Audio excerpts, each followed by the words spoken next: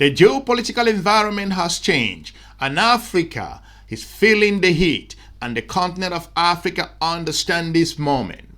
These are no new period. Africa can no longer sit on the limelight. They are getting up ready to engage strategic partners that believe in their development. The continent of Africa understands that despite engaging strategic partners from around the world, it needs to make sure that it sifts through those particular partners that provide extra benefits. They can work together. At this moment, the continent of Africa understands that China deliver an incredible partnership that have never been seen before. If you look at Africa's engagement years backward, that's why experts always say that you have to move forward and engage those strategic partners that will help you irrespective of the situation. In the past, Africa will listen to the debt trap conversation. These are critical times. The United States of America has taken a back seat, and more importantly, other partners that looked at the continent of Africa as an irrelevant investment destination have come to the realization that the continent of Africa is a vital continent that provides the opportunities, the minerals of the future to build the industry of the future. This is undisputable. That's the reason why we see the United States of America scrambling at the Democratic Republic of the Congo at the moment, looking at how the U.S. lambasted the country of Ukraine, considering the White House meeting that we all saw around the world. None of you can deny that what I'm saying is the truth. You know it's the truth. But either you won't write it, or you're too cowardly to speak it because you want some favor here or favor there. So because you can't talk, you are muzzled. I'm not. I'm a free black man. And I didn't come here looking for a handout. And I really don't think you need one. Your problem is that you think you need a handout. Everything you need is right under your foot, but you looking everywhere else for help instead of to yourself and what you can produce for yourself.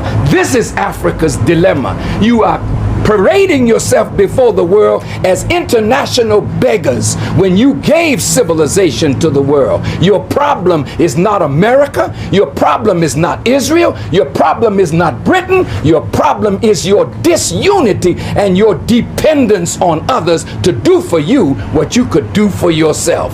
So I don't have to come back here anymore to help you. The help is already here. The knowledge is already here. The land is here. The sun is here. The water is here. The minerals are here. More importantly, it is important to know that China has made a bold declaration in regards to the continent of Africa. African countries are not shy anymore to look for partners that can provide the benefits they need.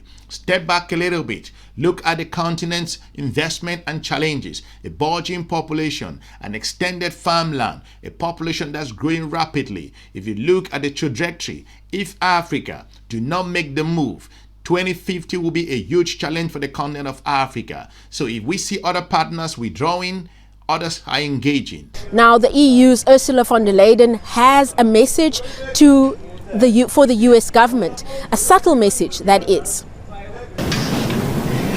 We know that others are withdrawing, so here we want to be very clear with our message. We're doubling down with our support. We are here to stay. More importantly, one of China's greatest diplomats, Wang Yi, has demonstrated his commitment in engaging the continent of Africa, from the country of Chad, looking at moving to the country of Namibia, a whole lot of other countries across the continent, and came out clear to remind Africa's strategic partner who ignored the continent over the years and looked at it as an investment or destination that is full of problems, to come out clear and say that the world will not experience fundamental growth and advancement without the continent of Africa moving along. In that regard, Wang Yi came out and made a bold statement and said this. Last year, China successfully held the Beijing summit of the Forum on China-Africa Cooperation, and earlier this year in January you made Africa your first overseas destination, visiting Nigeria, Namibia, Chad and Congo. So now, how will China help deliver on outcomes of the FOCAC summit, and at the same time, how will China help Africa, improve better on its prosperity and development considering current challenges? Thank you. China and Africa are always good friends, good partners, and good brothers with a shared future. Under the guidance of President Xi Jinping and African leaders, China-Africa relationship is now at its best in history. China has established strategic partnership with all African countries having diplomatic ties with it. The China-Africa community with a shared future has been elevated to an all-weather level. This year marks the 25th anniversary of FOCAC. Over the past 25 years, China has helped Africa build or upgrade nearly 100,000 kilometers of roads and more than 10,000 kilometers of railways. In the past 3 years alone, Chinese enterprises created more than 1.1 million new jobs in Africa. China has remained Africa's largest trade partner for 16 consecutive years. To African brothers and sisters, China-Africa cooperation is visible, tangible, and truly beneficial.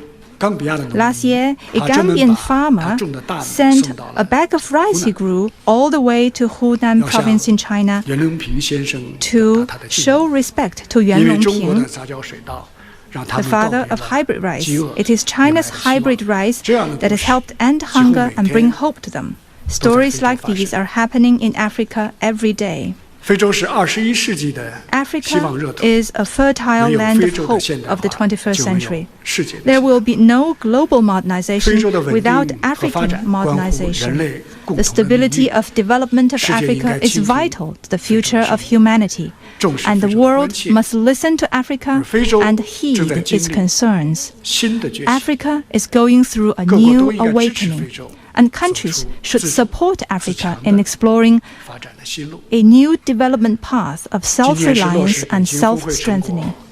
This year marks the beginning of implementing the outcomes of FOCAC Beijing Summit. China stands ready to deliver on the 10 partnership actions for China and Africa to jointly advance modernization, including supporting Africa in accelerating its industrialization and agricultural modernization, implementing zero tariff treatment for 100% tariff line, fostering new growth drivers like digital, green, and AI industries, promoting 1,000 small and beautiful livelihood projects, enhancing governance experience sharing, and raising the representation and voice of Africa in international affairs.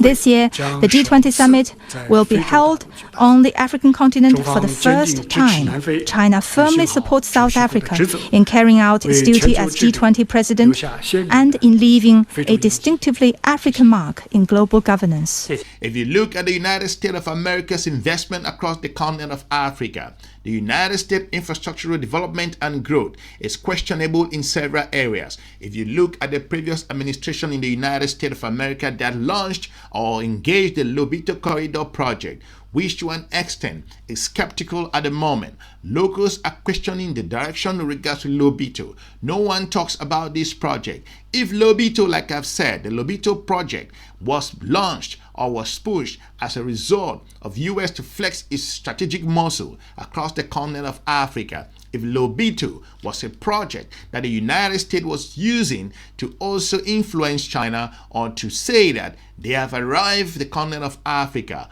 or they want to use Lobito to challenge the continent of Africa's geopolitical partners like Russia and China in particular, and if the United States of America, let me say this, cannot deliver Lobito at the scale that China has delivered projects across the world, especially in the continent of Africa, talking about roads, bridges, dams, ports, airports, a whole lot of infrastructure.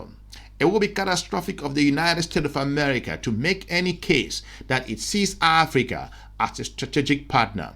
At the moment, we see the United States taking the back role at this particular time, and African countries have come to the realization that China is providing an option. The Russians are guiding in regards to security. The European Union is nowhere to be found. Europe at the moment still perceives Africa as a continent that has problems to be solved. However, you do have some emerging European countries that still believe that Africa can deliver the goods. We see collaboration in several areas. We see emerging Turkey reviewing Africa's relationship. It is important to know that the United States of America still need to talk about its engagement in the continent of Africa. The continent is tired with regards to military bases and other aspects. That perception that Africa is a security zone does not sit well with the continent of African nationals and perspective in terms of their region. The continent of Africa has its own challenges, don't get me wrong. However, if the United States of America is withdrawing, that's something that Africa must make sure that they fill that particular gap. These are critical times in the continent of Africa's history, and the continent of Africa must meticulously make its choices in terms of strategic partner. Make no mistake, the African Continental Free Trade Area is the most important tool that the continent of Africa must invite at this particular time. We do not hear a lot regards the AFCFTA. This needs to come back in the conversation, because if you put together the continent of Africa's own trade, it's one of the largest regional blocks around the world, as experts say. These are critical times in Africa's trade and development and investment and growth. The infrastructural development, the connectivity of the continent of Africa is questionable to an extent. Irrespective of your perspective, Africa needs infrastructure, connectivity, development, and growth. Move people within countries. Africans need to visit each other's nation and explore the potential. If you do not have connectivity within the continent, it's going to be a problem. We need to copy things from other strategic partners like European Union, how they make money and invest and collaborate in several areas. That's why you need to work with partners that can deliver. The Lobito corridor is questionable in a number of areas. Hopefully that the continent of Africa has come to the realization that it would not be business as usual, irrespective of the multilateral institutions that questions Africa's own development and growth in several areas, the rating agencies that continue to rate the continent of Africa's investment and development to a certain degree that made it difficult for African countries to acquire capital. These have to stop in several areas. Hopefully, Africa has come to understand that the geopolitical environment has shifted around the world, as China standing up the United States of America, Burkina Faso waking up the United States of America that it will not be business as usual, Europe diversifying its options around the world, and the country of Russia is engaging Africa like never before seen. The BRICS community are growing and expanding, new members are getting in. It is important to know that Africa is not what it used to be. It has risen and is asking questions. African nations have come to realize that the continent's partners, like the United States of America, are not reliable and cannot deliver to the scale that the continent will need in terms of growth. That's the reason why they are shifting away from the African Growth and Opportunity Act, which, like I said, is on life support at the moment. Other countries across the continent are considering joining the BRICS nation that included Russia, Brazil, including South Africa, China, India, and also other major countries like Ethiopia. I will be looking forward to meeting you soon in our next episode. Have a pleasant day. Bye-bye. Your problem is that you think you need a handout. Everything you need is right under your foot, but you're looking everywhere else for help instead of to yourself and what you can produce for yourself. This is Africa's dilemma. You are parading yourself before the world as international beggars when you gave civilization to the world.